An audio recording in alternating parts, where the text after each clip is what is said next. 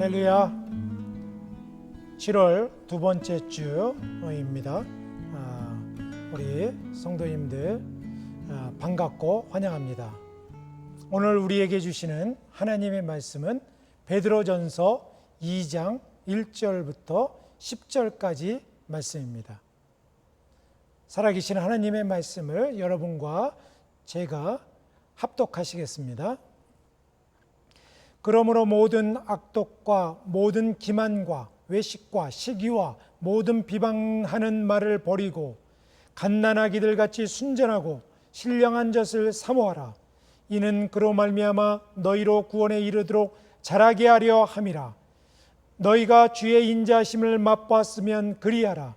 사람에게는 버림바가 되었으나 하나님께는 택하심을 입은 보배로운 산돌이신 예수께 나아가 너희도 산돌같이 신령한 집으로 세워지고 예수 그리스도로 말미암아 하나님이 기쁘시게 받으실 신령한 제사를 드릴 거룩한 제사장이 될지니라. 성경에 기록되었으되 보라, 내가 택한 보배로운 모퉁이 돌을 시온에 두느니 그를 믿는 자는 부끄러움을 당하지 아니하리라 하였으니, 그러므로 믿는 너희에게는 보배이나 믿지 아니하는 자들에게는 건축자들이 버린 그들이 모퉁이의 머릿돌이 되고 또한 부딪히는 돌과 걸려 넘어지게 하는 바위가 되었다 하였느니라. 그들이 말씀을 순종하지 아니함으로 넘어지나니 이는 그들을 이렇게 정하신 것이라. 그러나 너희는 택하신 족속이요 왕같은 제사장들이요 거룩한 나라요 그의 소유가 된 백성이니 이는 너희를 어두운 데서 불러내어 그의 기이한 빛에 들어가게 하신 이의 아름다운 덕을 선포하게 하려 하심이라. 너희가 전에는 백성이 아니더니 이제는 하나님의 백성이요 전에는 긍휼을 얻지 못하였더니 이제는 긍휼을 얻은 자니라. 아멘. 오늘 말씀의 제목은 신령한 성전은 어떻게 지어지는가, 이에 대해서 말씀을 같이 나누겠습니다. 오늘로서 온라인 예배를 드린 지가 17번째 시간이 됩니다. 처음에는 잠시만 이렇게 온라인으로 예배 드릴 것 같았는데 이것이 장기적으로 되어지면서 참 여러 가지 당황스러운 일들을 우리가 많이 만나게 되죠. 그렇지만 주님께서 우리에게 주신 말씀, 성령의 열매처럼 인내와 절제를 가지고 우리가 믿음의 경주를 끝까지 달려가야 될 줄 믿습니다. 주님께서는 너희가 세상에서는 환난을 당하라, 담대하라, 내가 너희와 함께하리라 분명히 말씀하셨습니다. 저는 이 기간 동안에 온라인 예배를 드리면서 교회에 대해서 많이 묵상을 하게 되었습니다. 교회에 대해서 말씀을 계속 살펴보았는데요. 여러분들, 교회에 대해서 우리가 중심의 말씀을 갖고 이 믿음의 경주를 행해야 되는 것입니다. 교회가 무엇이고 교회를 향한 하나님의 뜻이 무엇이며 하나님이 무엇을 이루시고자 하는가, 이에 대해서 우리가 분명한 말씀의 중심을 가져야 됩니다.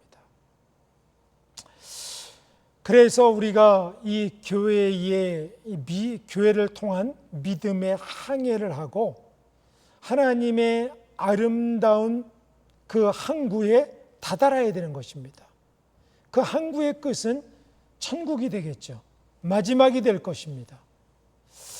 그렇지 않으면 교회가 방향을 잃으면 우리 믿음의 항해가 엉뚱한 곳에 다다를 수가 있는 것입니다. 하나님이 뜻하시는 곳, 그 하나님의 거룩한 항구에, 아름다운 항구에 도달하는 그 길을 날마다 믿음의 나침판을 보면서, 말씀의 나침판을 보면서 우리가 그 방향을 온전히 걸어가야 되는 것입니다. 주님께서는 우리에게 그냥 걸어오라고 말씀하시지 않고요, 믿음의 이 등대를 허락하여 주셨습니다. 여러분들, 배가 풍랑을 만나고 그리고 여러 가지 방향을 잃을 때도 있었지만 그 방향을 잡을 수 있는 것이 바로 등대인 것입니다. 여러분들, 믿음의 등대는 무엇일까요? 믿음의 등대는 하나님의 정확한 표준에 맞는 말씀이 등대가 된다고 믿습니다. 이 등대를 바라봐야 되는 것입니다. 라이트하우스, 그 빛이 되신 예수님, 빛이 되신 예수님의 말씀, 이것을 바라보고 나갈 때에 세상은 풍랑을 치나 우리는 요동하지 않고 한 길로 한 방향으로 온전히 걸어갈 수 있을 줄 믿습니다. 이 길을 걸어가면 우리는 풍랑이 와도 두려움이 없고요, 어려움이 와도 어둠이 엄습해도 두려움이 없는 것입니다. 왜냐하면 목표가 있기 때문에 그렇습니다. 여러분들 지금 세상을 보십시오. 지금 세상은 목표를 잃어버리고 흘러가는 돛담배와 같이 어디론가 흘러가고 있습니다. 많은 사람들이 세상의 시류에 휩쓸리고 가고 있는 것입니다. 그런데 문제는요, 세상은 그렇게 흘러가고 있지만 믿음의 공동체는, 우리 믿는 사람도 세상의 시류에 휩쓸려 가면 안 된다라고 하는 것입니다.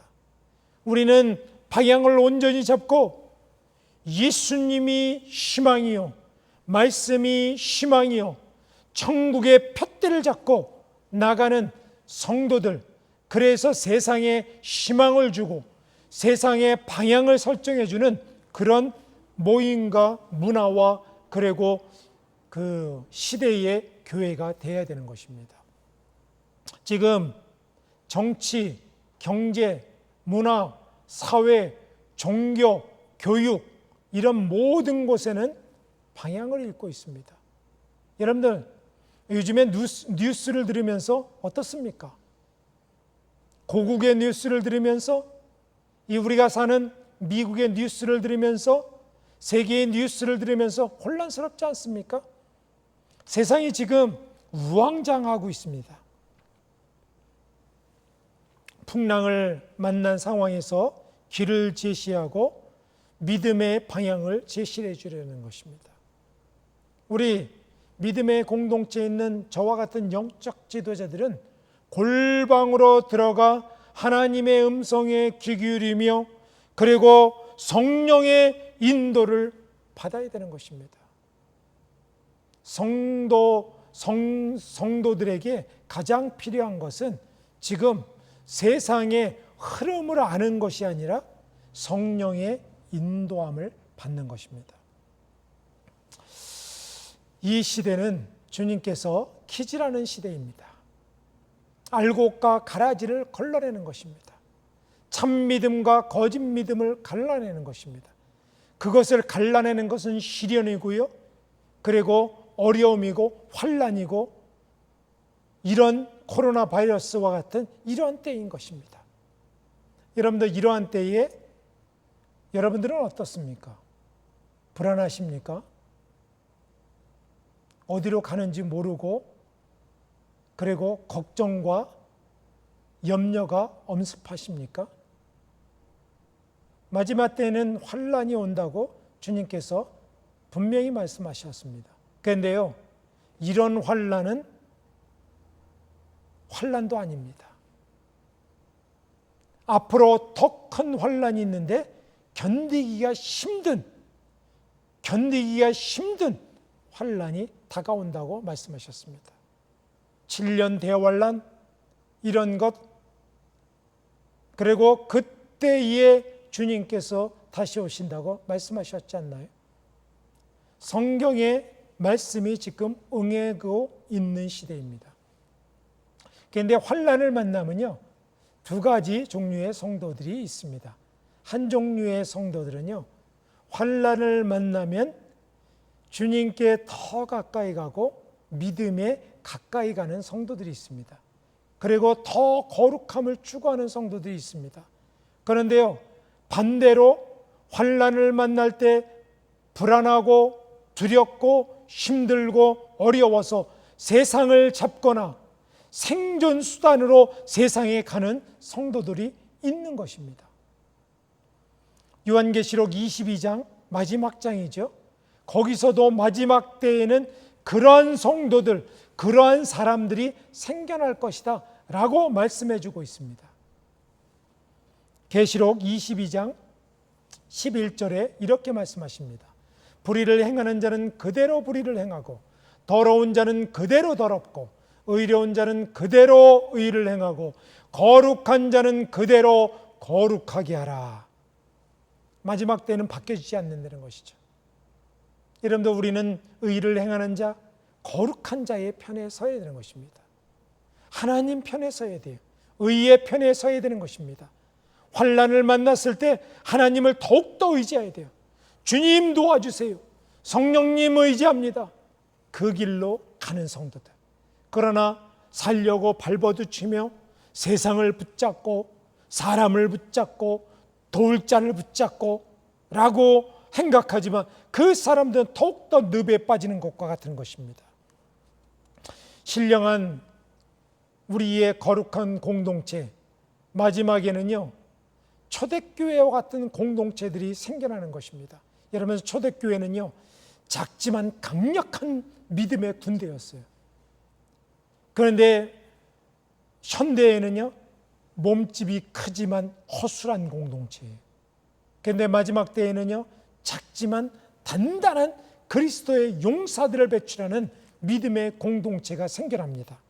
하나님의 거룩한 군대가 일어나고 하나님의 교회가 그리스도를 머리를 삼고 우리는 지체로 삼고 하나의 큰 역사를 이루는 그런 지체들로 세워지는 것입니다. 지난주에 우리는 하나님의 거룩한 공동체, 우리의 성도들의 몸과 그리고 하나님의 군대를 세우는 곳에 세워지는 것을 위해서 주님께서 영적인 툴을 주셨는데 그것이 바로 은사라고 했습니다. 은사는요, 하나님께서 주신 것입니다. 이 거룩한 도구를 갖고 하나님의 거룩한 공동체와 우리의 거룩한 성전을 잘 세워가야 되는 것입니다. 그러면 이 거룩한 성전은, 신령한 성전은 어떻게 세워지며 신령한 성전은 어떻게 세우는 것이 주님의 방법인가에 대해서 오늘 말씀을 살펴보고자 합니다. 오늘 베드로전서를 살펴보고 있는데요. 베드로 전후서는 예수님의 제자인 베드로가 쓴 서신입니다. 여러분들, 예수님의 제자인 베드로에 대해서 여러분들은 알 것입니다. 베드로는요, 예수님과 처음부터 공생애를 같이 했던 제자입니다. 처음에 부르셨어요. 그리고 예수님이 승천하실 때까지 같이 그것을 목격했던 증인이었습니다. 이 베드로가 베드로 전후서를 썼는데요. 이 베드로 전후서는 믿지 않는 사람들을 위해서 쓰여진 것이 아닙니다. 쓰여진 목적이 1절, 2절에 보니까 믿음의 공동체인 성도들에게 쓰여졌다라고 분명하게 말하고 있습니다. 베드로전서 1장 2절 말씀에 이렇게 말씀하십니다. 곧 하나님 아버지의 미리 아심을 따라 성령이 거룩하게 하심으로 순종함과 예수 그리스도의 피뿌림을 얻기 위하여 택하심을 받은 자들에게 편지하노니 은혜와 평강이 너희에게 더욱 많을지어다 라고 말씀합니다. 택하심을 받은 자들에게 편지한다 라고 말씀하셨습니다. 우리에게 믿음의 부르심을 받은 성도들과 교회에게 주시는 말씀이라고 하는 것이죠. 이 말씀이 오늘날 우리 교회에 주시는 말씀이라고 생각합니다. 이 베드로 사도는요, 사도 바울처럼 학문이 깊지 못했습니다. 필체가 화려하지 못해요. 투박하지만 꼭 필요한 말씀을 굵은 목소리로 말씀해 주고 있습니다. 여러분들, 베드로 전후서를 꼭 한번 읽어보시면서 믿음의 큰 그림을 그려보시는 그런 은혜의 시간이 되기를 소원합니다. 그리스도의 공동체로 우리를 부르신 목적이 무엇인지 이 베드로 사도는 오늘 우리들에게, 오늘날 우리 교회에게 말씀해주고 있는 것입니다. 첫 번째로는 신령한 젖을 사모하라 라고 말씀하셨어요. 신령한 젖, spiritual milk, 이것을 사모하라고 하는 것이죠. 여러분들, 우리가 육적으로 자라려면요, 육적으로 어린아이가, 아기가 젖을 먹어야 되죠. 그런데 영적으로 자라려고 해도 영적인 자양분이 있습니다. 영적인 젖이 있습니다. 이것을 먹어야지 영적으로 자라가게 되는 것이죠. 만약에 어린아이가 안 먹는다고 생각해 보십시오. 그 아이가 어떻게 자랄 수 있을까요? 자랄 수가 없을 것입니다. 아이들을 키우다 보면요, 아이들이 잘 먹는 아이들도 있고 잘 먹지 않는 아이들도 있습니다. 그런데 나중에 보면요, 그 아이들이 커서 보면 어렸을 때부터 잘 먹었던 애는 키도 크고요, 아주 튼튼합니다. 그런데 어려서부터 젖을 조금만 먹고, 그리고 먹는 것을 자꾸 이렇게 뱉고 라고 하는 데는 나중에는 키도 조그맣고 건강하지 않은 것을 볼 수가 있는 것이죠. 영적으로 우리가 자라가야 되는 것입니다. 어디까지 자라가야 되느냐? 어디까지 자라가야 될까요? 예수님까지 자라가야 되는 것입니다. 에베소서 4장 13절에 이렇게 말씀합니다.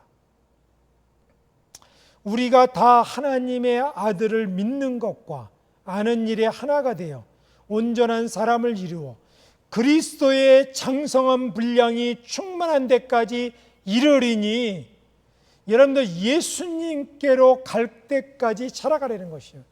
예수님의 장성한 분량에까지 자라가려는 것입니다.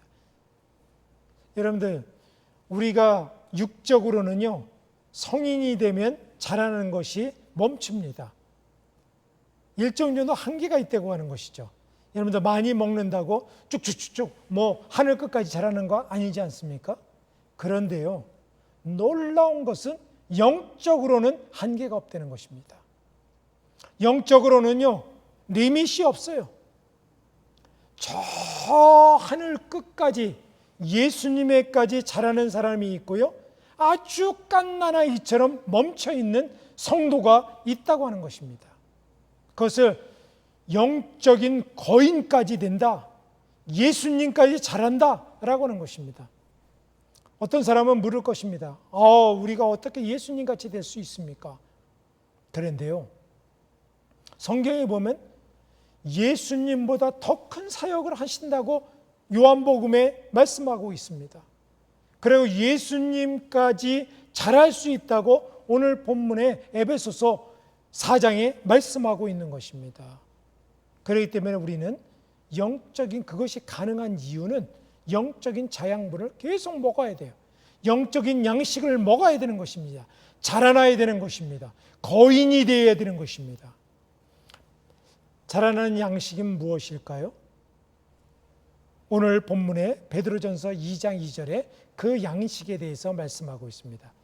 갓난아기들 같이 순전하고 신령한 젖을 사모하라. 이는 그로 말미암아 너희로 구원에 이르도록 자라게 하려 함이라 라고 말씀하셨습니다. 영적인 양식을 채워야 된다는 것이죠. 영적인 허기가 지면요, 다른 것을 먹게 되죠. 여러분들 육적으로도 허기가 졌어요. 그러면 아무거나 먹게 되는 것입니다. 좋은 음식을 찾아서 먹는 것이 아니라 닥치는 대로 막 먹게 돼요. 그러면 건강을 해칠 수도 있는 것입니다. 사람은요, 영적인 양식을 먹도록 창조하셨습니다. 그런데 영적인 양식을 먹지 않으면 허기가 집니다. 그러면 무엇을 먹을까요? 세상에 있는 것을 먹습니다. 짝퉁을 먹어요. 오늘날 많은 사람들이요, 영적인 양식을 먹지 않고 세상의 것을 먹는데 그것이 바로 이단에 빠지거나 신비 종교에 빠지거나 그리고 심령 치료에 빠지거나 동양의 수도에 빠지거나 참선에 빠지게 되는 사람들이 너무나도 많이 있는 것입니다.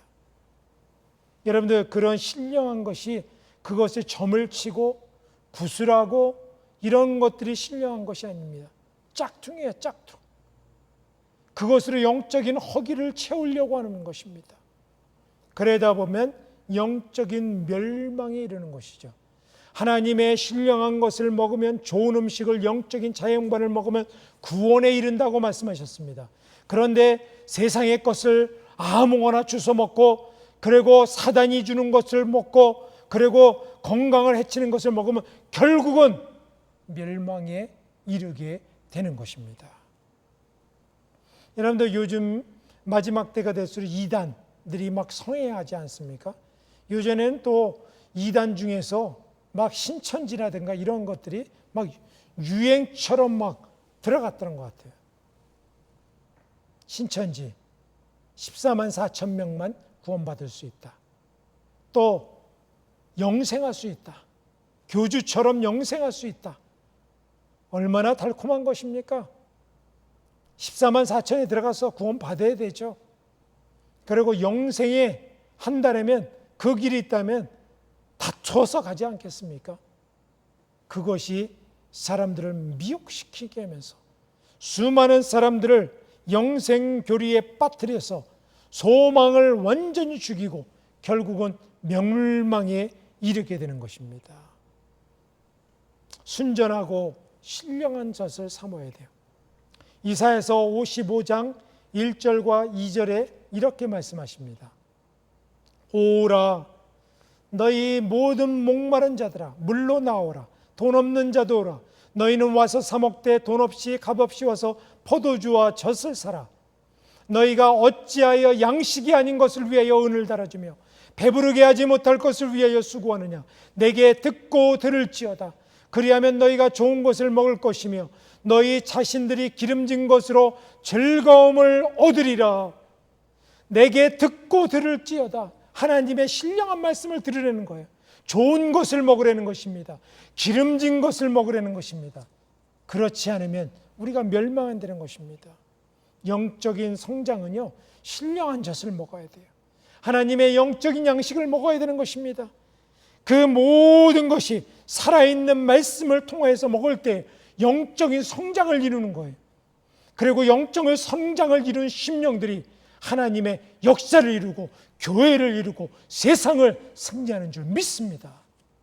두 번째로는요, 신령한 집을 세워야 되는 것입니다. Spiritual house.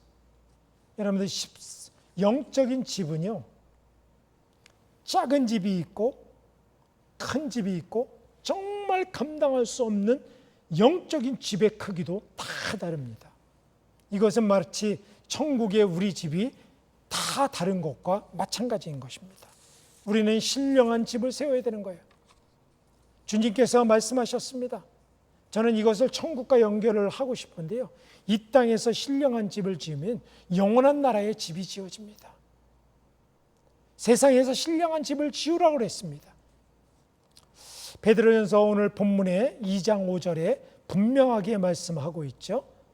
너희도 산돌같이 신령한 집으로 세워지고, 신령한 집으로 세워지래요. 예수 그리스도로 말미암아 하나님이 기쁘시게 받을 신령한 제사를 드릴 거룩한 제사장이 될지니라 라고 말씀하셨습니다. 성도들은 신령한 집을 지어야 되는 것입니다. 여러분들, 그러면은 신령한 집이 무엇일까요? 어떻게 짓는 것일까요? 오늘 본문에 그 비밀이 있습니다. 신령한 집은 바로 하나님이 기뻐하시는 집입니다. 하나님이 기뻐하시는 집이에요. 하나님이 기쁘시게 할 만한 것이라고 했어요. 여러분들, 우리가 집을 잘 지으면 세상에서 주인이 기뻐하죠. 영적인 집을 잘 지으면 그 집의 주인이신 하나님께서 기뻐하십니다. 교회와 성전을 세워나가면서 사람들은 기뻐하는데 하나님은 기뻐하지 않는 집이 있습니다. 여러분들 베들레헴, 예루살렘에 성전이 세워졌죠. 몇 번에 거쳐서 성전이 세워졌습니다. 그런데 성전에서 거룩한 일이, 거룩한 제사가 있어지고 거룩한 역사가 있어지면 하나님이 기뻐하셨습니다. 그런데 성전에서 가증한 일을 행하고 제사를 멸시하고 하나님께 온전히 드리지 않을 그런 더러운 것들을 드리고 우상 숭배를 하고 그랬으면 주님께서는요, 그 성전을 돌 위에 돌도 남기지 않고 무너뜨린다. 그리고 실제적으로 그렇게 했습니다.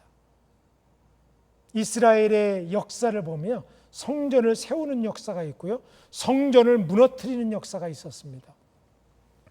하나님이 기뻐하시지 않는 집은요, 하나님이 무너뜨리십니다. 오늘날 수많은 교회가 있고요, 수많은 심령의 성전이 지어졌습니다. 여러분들, 하나님이 기뻐하시는 것이 무엇일까요?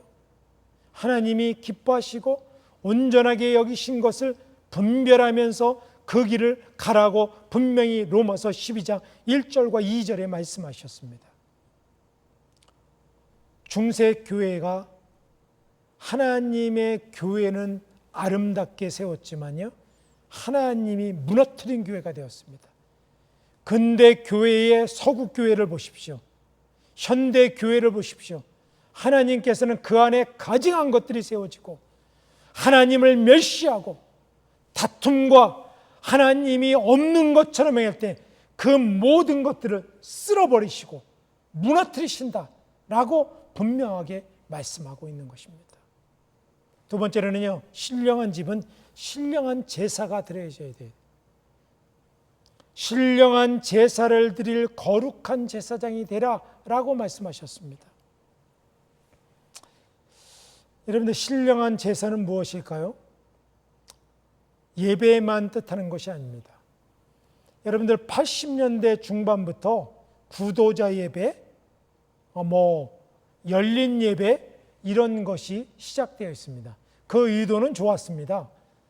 뜻은 뭐냐면 믿지 않는 사람들이 자연스럽게 와서 예배를 부담 없이 드릴 수 있도록 목사님들로 캐주얼하게 옷 입고 교회에도 아주 캐주얼하게 하고 예배도 찬양가 그냥 말씀 중심으로 하고 다른 예전을 다 빼버렸습니다. 여러분들, 수십 년이 지난 후에 교회가 더 거룩해졌습니까? 성도들이 더 거룩한 옷을 입었습니까? 아니면 혹시 겉모습은 바뀌었는데 속은 더 썩어간 모습은 혹시 아닙니까?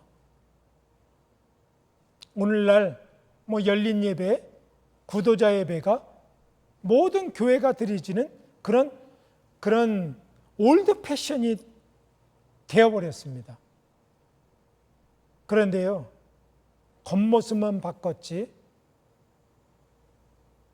속은요 더욱더 지저분하고 하나님이 기뻐하시지 않는 제사에, 그리고 세상 사람들로부터 멸시 천대는 더 많이 받는 그런 시대가 아닌지를 우리는 이때에 점검해야 되는 것입니다.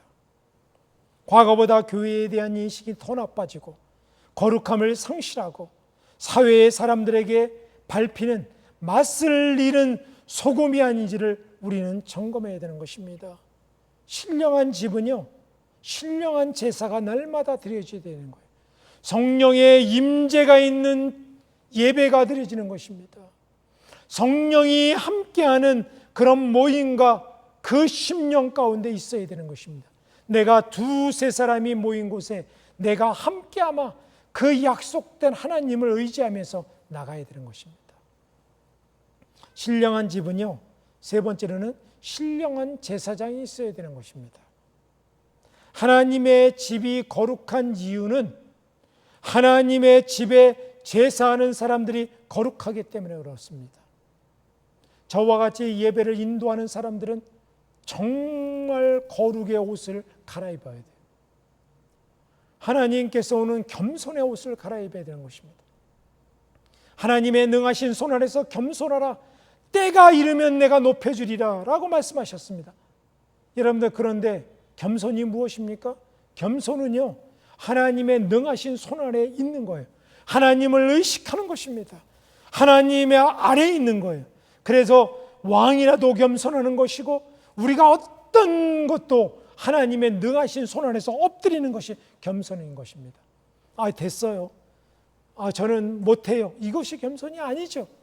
하나님의 능하신 손 안에서 하나님의 안에 있는 사람들, 순종하는 사람들, 이 사람들이 겸손한 자인 것입니다. 오늘 본문에서도 말씀하시죠.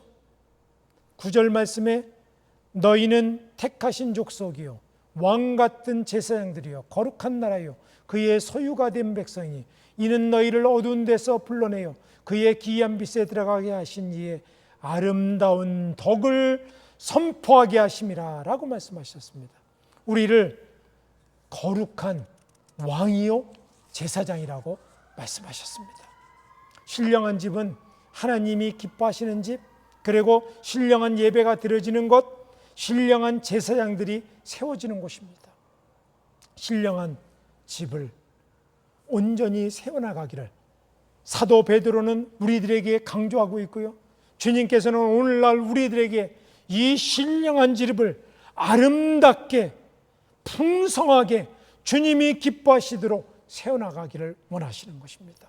이러한 집을 세워나가기를 주님의 이름으로 축원드립니다. 세 번째로는 그것을 어디다 세우느냐가 문제인 것입니다. 여러분들, 집을 아무데나 세웁니까? 집을 세우는 것도 이 기초를 세우는 것이 굉장히 중요합니다. 주님께서는 말씀하시기를 오늘 본문에 어디다 세우라냐면 모퉁이 돌 위에 세워라 라고 말씀하십니다. 보배로운 모퉁이 돌 위에 세우라는 것이. 뉴욕에 가면은 맨하튼이 있습니다. 맨하튼에 보면 고층 빌딩이 세워졌죠. 왜 맨하튼에 고층 빌딩을 그곳에 세워져 있을까요? 저는 맨하튼에 방문했을 때 그곳에 사는 사람으로 들었습니다. 맨하튼은 원래 그 기반이 안반층으로 되어 있다고 합니다. 아주 탄탄한 돌이라는 것이죠.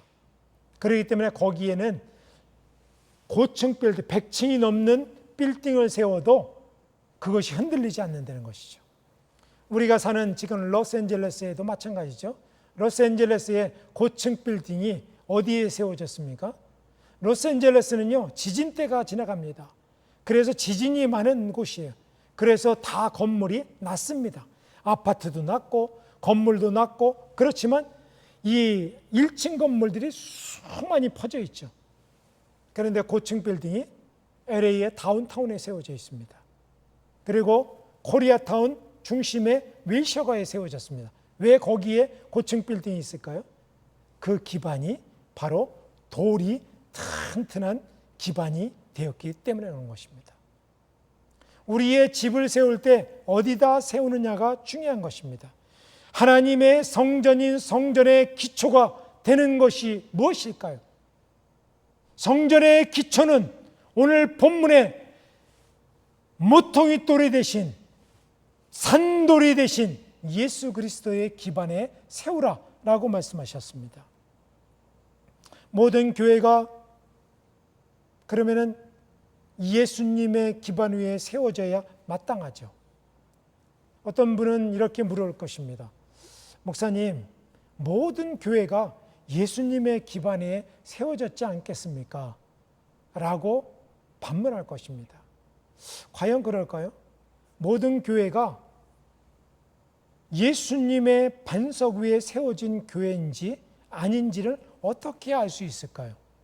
그것은 주님께서 마태복음 7장에서 말씀해 주고 있습니다. 마태복음 7장 24절과 27절의 말씀, 이렇게 말씀하셨습니다. 그러므로 누구든지 나의 이 말을 듣고 행하는 자는 그 집을 반석 위에 지은 지혜로운 사람 같으리니 비가 내리고 창수가 나고 바람이 불어 그 집에 부딪히되 무너지지 아니하나니 이는 주추를 반석 위에 놓은 까닭이요 나의 이 말을 듣고 행하지 아니하는 자는 그 집을 모래 위에 지은 어리석은 사람 같으니 비가 내리고 창수가 나고 바람에 불어 그 집에 부딪히되 그 무너짐이 심하니라 라고 말씀하셨어요. 그 비밀은요, 내 말을 듣고 행하는 자가 반석 위에 세운 것이라고 하는 것입니다. 예수님의 반석되심이 인정된 교회의 기반이 든든한 것은 예수님의 말씀을 듣고 순종하는 교회인 것입니다. 여러분들, 하나님의 말씀이 안 들려지는 교회가 어디 있겠습니까? 매일매일 교회에서 말씀이 들려집니다. 그러나 매일매일 순종하십니까? 매일매일 순종으로 열매를 맺으십니까? 이것은 완전히 다른 문제인 것입니다. 우리의 심령의 성전도 마찬가지인 것입니다. 말씀을 들으나 말씀을 순종하지 않는다면 그 반석이 아니라 모래성 위에 지은 것이라 했어요. 말씀을 듣고 그리고 행하지 않는 자는 모래성 위에 지는 것이다. 무너짐이 심하리라 라고 말씀하시는 것입니다. 여러분들, 오늘날 많은 사람들이요, 잘못된 표준 가운데 하나가 말씀과 믿음이 다르다고 하는 거예요. 믿음을 갖고 있는 사람들은 행함이 없어도 구원받는다고 하는 가짜 믿음인 것입니다. 이것은 루터가 오직 믿음으로만 한 것을 사람들이 오해한 것입니다. 여러분들, 믿음과 행함은 다르지 않습니다. 이것은 하나인 것입니다. 믿음과 행함은 갈라졌다고 보는 것이 가짜 믿음이에요. 믿는 자는 행하게 있고요, 행하는 자는 믿음이 드러나는 것입니다. 중세 카톨릭은요, 행함만 강조하다가 믿음이 없었어요. 예수님을 잃어버렸어요. 그러나 루터 이후의 종교개혁을 후에는요, 믿음을 통하여서 행함이 나오는 거예요. 이게 참 믿음이에요. 거짓 믿음을 몰아내는 것입니다. 겉에만 있는 것들을 속사람까지 바꿔놓는 것입니다. 속사람의 믿음, 겉사람의 모든 것들을 바꾸는 행함, 이것이 하나가 되는 거예요. 여러분들, 속으로는 하나님을 사랑한다고 하면서도, 그리고 겉으로는 표현이 없다면, 겉으로는 사랑에 척을 하면서도 속으로 진짜 사랑하는 마음이 없다면 이것은 합당하지 않은 것이죠. 모퉁이돌 위에 신령한 집은 심령의 성전이 그것이 온전한 곳에 세워지는 것입니다. 보배로운 돌, 살아있는 돌, 이것이 온전히 세워지는 것입니다. 오늘 본문에 이 모퉁이 돌을 세우는 기반을 어디다 세운다고 말씀하셨냐면 6절 말씀에 성경에 기록되었으되 보라, 내가 택한 보배로운 모퉁이돌을 시온에 두노니 그를 믿는 자는 부끄러움을 당하지 아니하리라. 시온이 어디입니까? 예루살렘 성전입니다. 시온이 어디입니까? 우리의 심령의 성전입니까? 입니다. 시온이 어디입니까? 우리의 믿음의 공동체가 시온입니다. 그곳에 둔다 그랬어요. 예수님이 있는 곳, 하나님이 거하시고 기뻐하시는 곳, 그곳에, 거룩한 곳에 하나님께서 모퉁이돌을 두시는데 그곳에 둔 자들은 부끄러움을 당하지 않는다. 얼마나 큰 축복입니까? 하나님을 믿으면서 온전한 믿음은 결코 세상에서 부끄러움을 당하지 않는다고 말씀하셨습니다. 사랑하는 성도 여러분, 신령한 집, 이것은 우리가 이 땅 가운데 지어야 되는 것입니다. 신령한 젖을 먹고 신령한 집을 지을 때 어디에 기반에? 보배로운 산돌이신 예수님의 기반 위에, 그곳이 시온이 되고 하나님의 아름다운 집이 된다고 말씀하셨습니다. 우리는 지금 집을 짓고 있는 것입니다. 심령의 집을 짓고요, 하나님의 몸된 교회를 집을 짓고 있습니다. 이 집을 아름답게, 풍성하게, 온전하게 짓는 저와 여러분이 되고 우리 교회가 된다면 우리는 믿음은 승리한 것이고요, 우리는 성공한 인생이 되고 주님이 기뻐하시는 심령이 되어야 될 줄 믿습니다. 이런 저와 여러분이 이 한 주간의 되기를 소망하시고 지어지시고 그리고 충만한 기쁨 가운데 주님을 따라가시는 믿음의 성도들 되시기를 주님의 이름으로 축원드립니다. 기도하시겠습니다. 아버지 하나님, 감사합니다.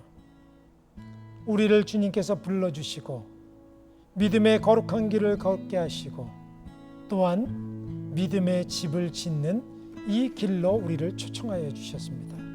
주님, 이 길을, 믿음의 집을, 성전을 지어나갈 때에 영적인 자양분인 신령한 젖을 우리에게 주시고 하나님이 기뻐하시고 하나님이 거룩하게 여기시고 그리고 그 모든 것에 신령한 제사장으로 세워지는 그 모든 것들을 우리에게 허락하여 주셨는데 우리가 하나님이 기뻐하시는 집을 세우게 하여 주시고 거룩한 제사가 있는 집을 세우게 하여 주시고 신령한 제사장이 드리는 거룩한 지체로 세워나갈 수 있도록 인도하여 주시옵소서. 우리는 아무데나 세울 수 없습니다. 주님, 모퉁이의 돌이 되시고 보배로운 산돌이 되신 주님의 말씀의 기반, 예수 그리스도의 기반에 세우게 하여 주셔서 우리가 그곳이 바로 시온의 영광이 임하는 곳이 되게 하여 주시고 하나님의 은혜가 임하는 곳이 되게 하여 주시고 가장 낮은 곳에서 주님과 더불어 성령의 임재를 체험하는 믿음의 성도들, 성전들 되게 하여 주시옵소서. 이제는 우리 주 예수 그리스도의 은혜와 하나님의 극진하신 사랑하심과 성령의 감화감동 역사 충만하신 은총이 신령한 성전을 세우며 신령한 젖을 먹고 예수 그리스도의 믿음의 반석 위에 세워지는 아름다운 성도들과 주 예수 산성교회와 이 땅의 교회들과 우리 동포들과 지금도 북녘 땅에서 아바 아버지를 부르며 숨죽이며 주님을 찾는 믿음의 우리 동포들 머리 위에 이제로부터 영원토록 함께 하시기를 간절히 축원하옵나이다. 아멘.